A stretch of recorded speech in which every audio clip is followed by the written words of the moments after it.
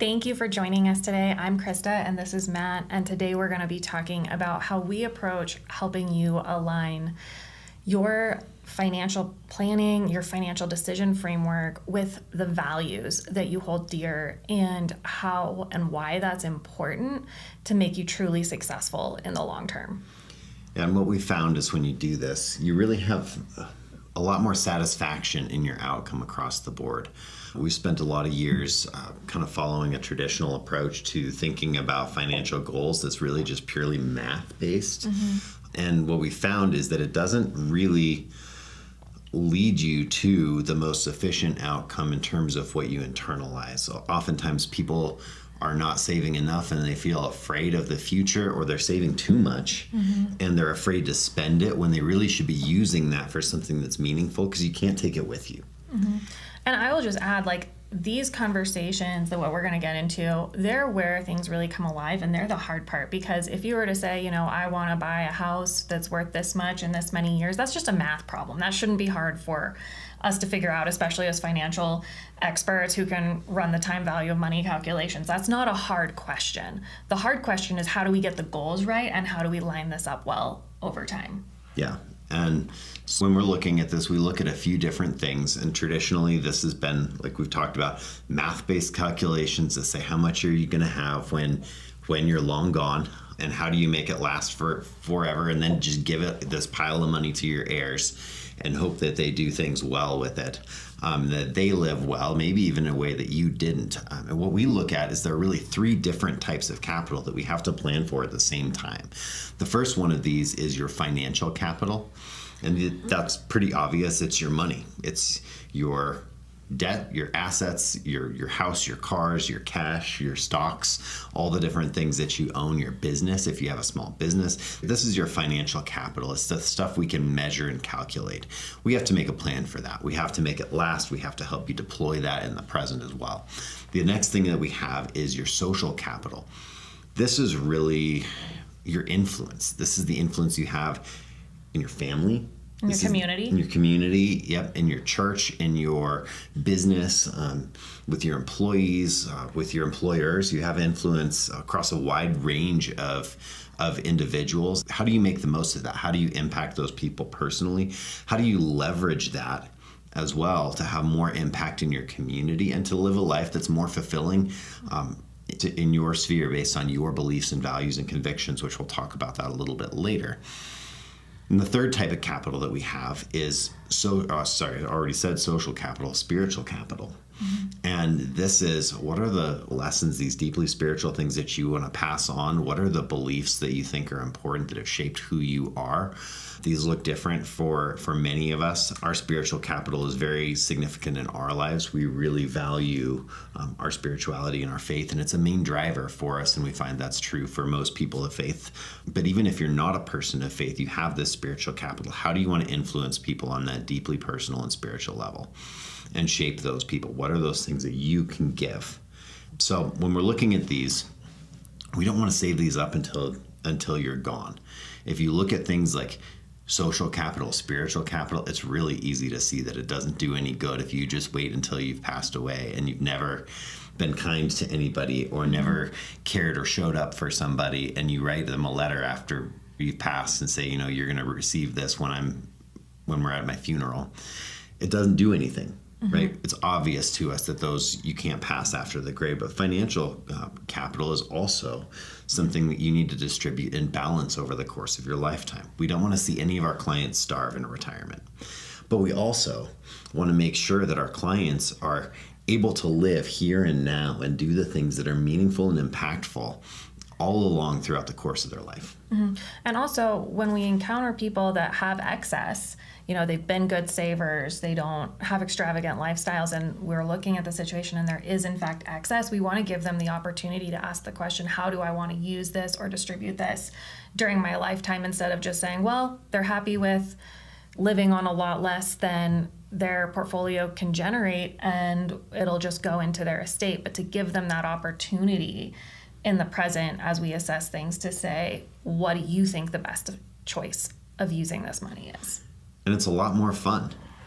to take that approach. So we really hope that we can engage these different types of capital along the way, and we use a values and beliefs filter to really help identify how that works. Yeah.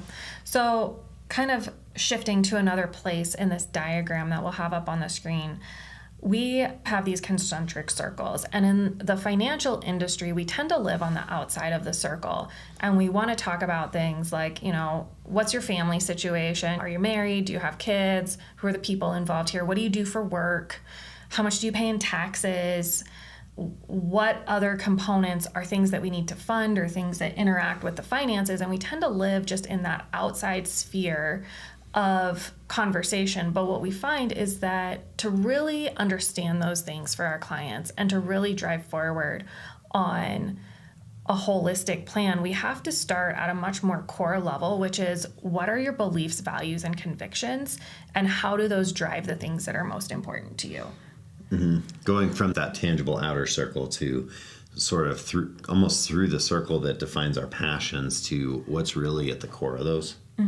Yeah, absolutely. Because we find that this changes things, and it also helps explain the things that are most important to us and also filter out the things that maybe are not so important.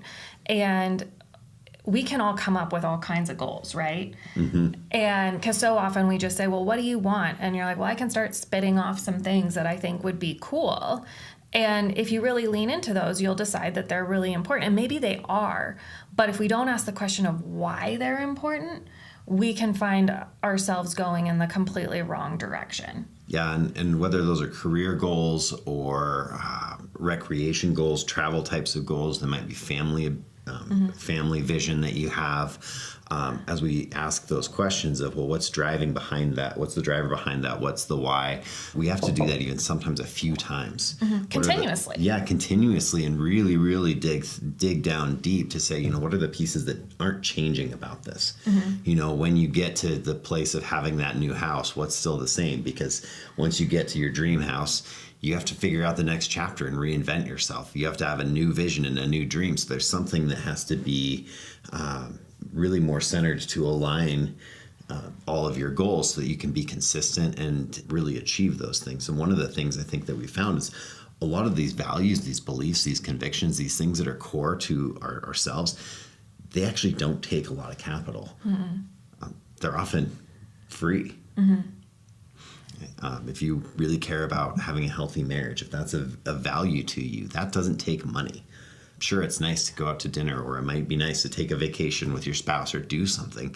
That's not to say that money can't add value, or your resources, if they're used well, can bring some satisfaction to those, especially temporally. But in our marriage, we're married, by the way, if you don't realize that already. But in our marriage, we get to spend time with each other. We get to work on our communication skills, and we get to pay attention and actually look internally and say, am I valuing Christa?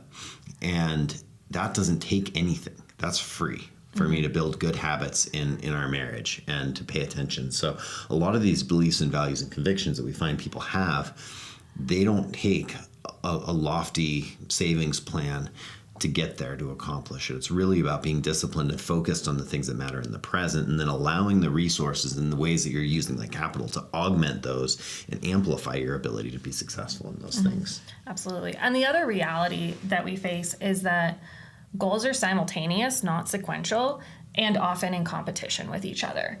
So one of the things that comes up a lot that we see all the time is, we'll have business owner clients who will have ideas or want to go on new ventures for growing their business, and they're really excited about those opportunities within their business.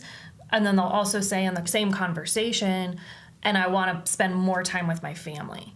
And those are both very good things, to be growing your business and spending time with your family, but sometimes they're in conflict with each other, and that's just the reality of it. And there's no one size fits all answer to how to divvy that out or how to make that work. But to be honest, what we have to say, we hold these values, and to get really real about what those are and what the most important things are, what the most important things are in different seasons, and be willing to say, okay, these values exist. these are the different things that I want to do. How do I line these up so that both can be accomplished when there is this tension of, one seems to infringe upon the other?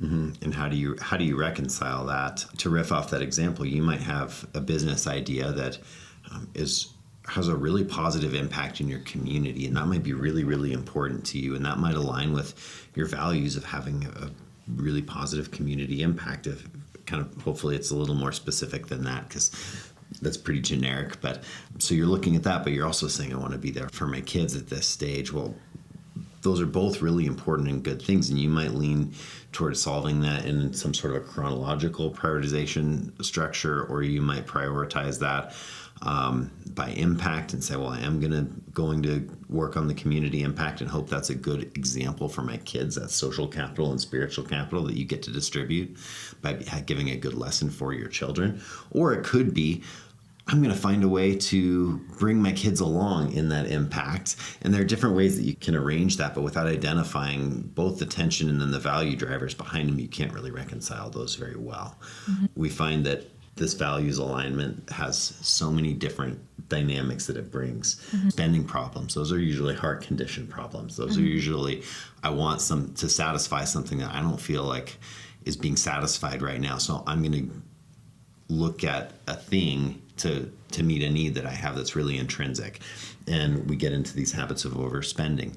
We see marriages where people come in and they're not in alignment and they're having trouble talking about the finances. Well, really, if we get these values alignment issues figured out, if we get them on the same page as one another on these core things, then the financial pieces start to fall into place a lot more easily. And so we're able to work through those issues too. So this is a really powerful tool as we're going through and looking through this with people.